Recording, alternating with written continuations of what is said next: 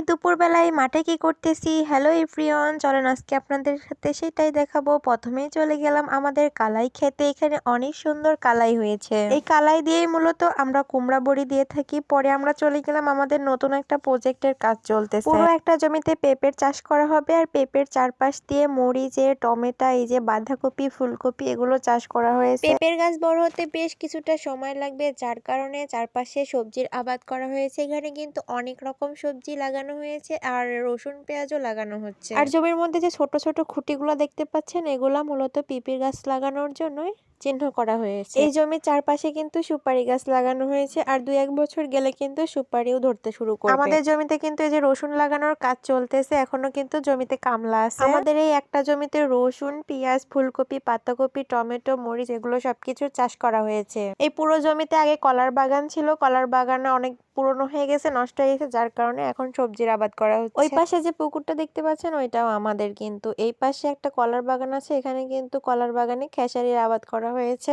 খেসারি আসতে কিন্তু বেশ অনেকটা সময় লাগবে। যে পাশে একটা মালটা গাছ দেখতে পাচ্ছেন, এটা পুরোটা মালটা বাগান ছিল আগে। কলার গাছগুলো দেখেন কত সুন্দর করে লাগানো হয়েছে, আর এত সুন্দর লাগতেছে। পুরো মাঠ কিছুদিন পর একদম সবুজ হয়ে যাবে। তখন কিন্তু আপনাদের সাথে আবারও শেয়ার করব।